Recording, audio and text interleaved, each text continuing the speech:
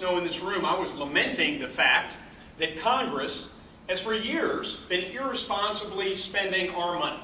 Money that people perceive. They send it to Washington. It's set aside, the impression is, for their retirement, and there's an account somewhere with their name on it, with those monies in the account. That's not what has happened.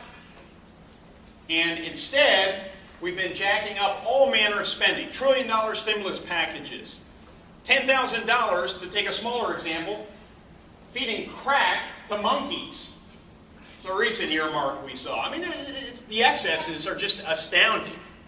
But we have to stop this madness because it undermines these programs for future generations. And I think they need to be preserved, not just for our seniors and those approaching retirement, but future generations as well. Now, the reason you've been hearing a lot about this and seeing these ads is to distract from stimulus, from cap and trade, from health care.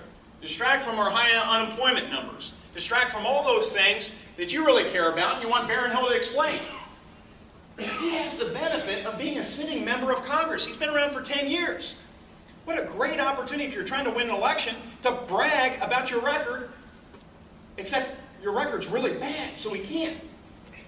So his only hope here is to try and put this smokescreen out there and to trash me, and hey, I got thick skin. And my only concern would be that it would hurt my wife's feelings, my kids would see something on TV. But fortunately, my kids are young enough, we just pop DVDs in, and we've always got princesses and mermaids on the TV. So, it's not very good for my son, but we get a little Thomas the Train in for him.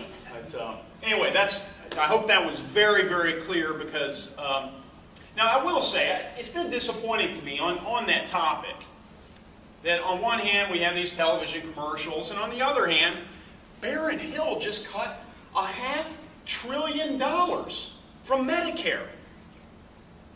$500 billion from Medicare. That was part of our health care legislation. He just voted on it months ago. You think he wants to distract from that, maybe? I think he does. Absolutely. Anybody here enjoy a Medicare Advantage plan? I hope you'll still have it. I hope you get the same benefits. Humana offers, if we have Humana employees here in the room, Humana, much of their practice is these Medicare Advantage plans, and they're just gutting these plans.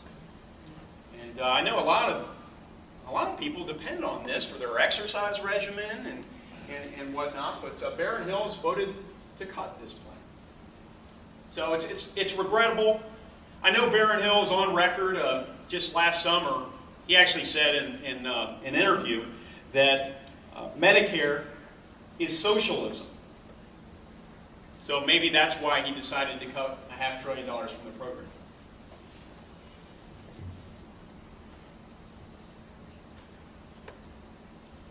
Yes?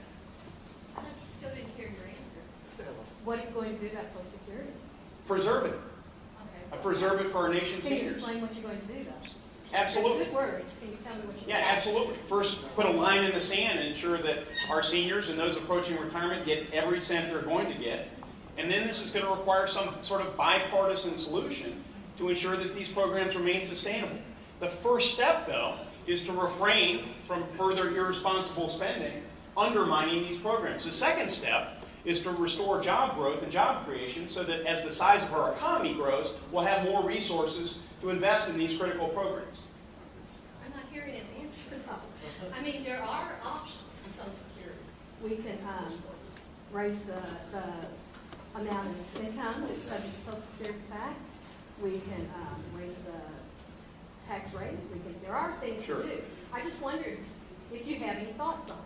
I do have thoughts on it. My thoughts are that this is going to require some sort of bipartisan solution. Baron Hill has actually embraced one of your articulated solutions, which is to raise taxes. Now, ladies and gentlemen, I actually think the last thing we want to do is continue to jack up taxes here. That should be an absolute last resort. So you're not going to answer. Actually, I did answer. I'm sorry if you're unsatisfied with my I answer. mean, you said you're going to do something. You didn't say what. That's what I've heard from you so far. In other instances. I'm sorry you're unsatisfied. I did my best. Thank you. Thank you, Miss. Let me help answer a question. Absolutely, sure. Listen to the question here. If you're elected to Congress, will you commit yourself once again making it illegal for Congress to spend Social Security money on the general fund. Absolutely. That's one of the things you can do. Tell everybody why you think that the current way that they're using Social Security makes it a Ponzi scheme.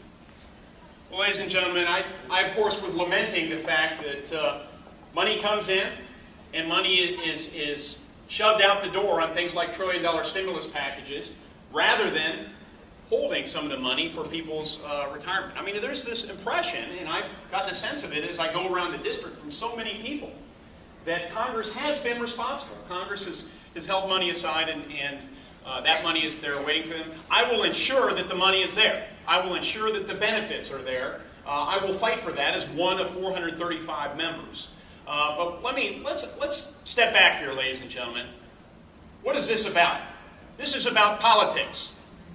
This is about politics. What I hear people asking about is why aren't jobs being created? Why did we just spend $1 trillion and we see no private sector job growth? Why did we just consider this massive national energy tax during a down economy? Why did my congressman vote to take 17% of our economy and set it on a path towards being nationalized? Down economy or up economy? Why would you do that? Well, these are the questions that I hear people asking. Barron Hill has tendered no answers whatsoever. He's cloistered somewhere in Washington or walking in the middle of nowhere, avoiding hard questions. And so we're here tonight in the spirit of dialogue, and we've taken a different approach. I wrote a letter to Barron Hill about the Medicare and all that. He said about the donut hole legislation. He couldn't give me a straight answer. He said, for all these poor Medicare people, that they're going to take all their benefits away. He said, don't worry about it. We'll take care of it later down the road. It kind of speaks for itself. Yeah. Thank you, sir. Yeah, I think you answered that question on the Social Security, but people don't understand it.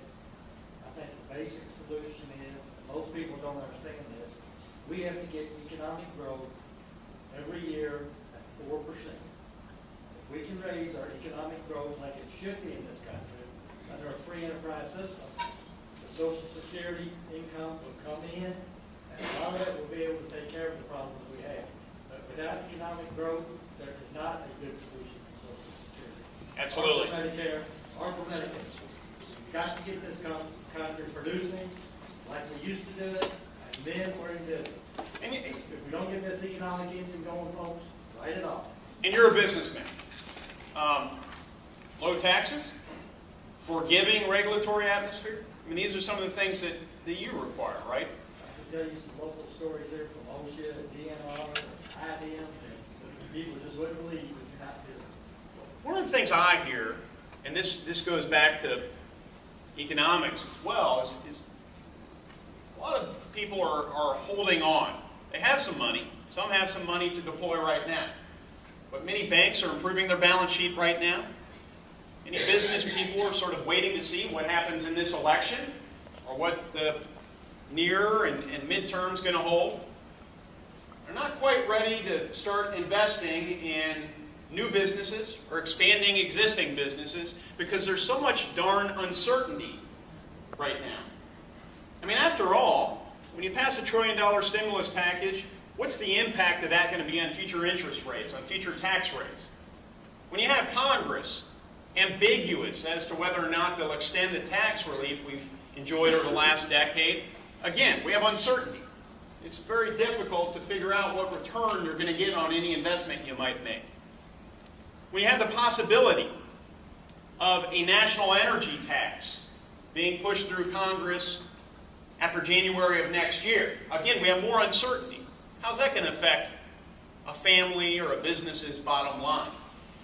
If there's anything that we learned from the Great Depression, it is that this tinkering in Washington kills economic growth. For those that are readers out there, there's a book that Amity Shlaes, if you have a pen you might write this down, Amity Shlaes wrote not too long ago, S-H-L-A-E-S, The Forgotten Man. And if I were to try and summarize her thesis It was that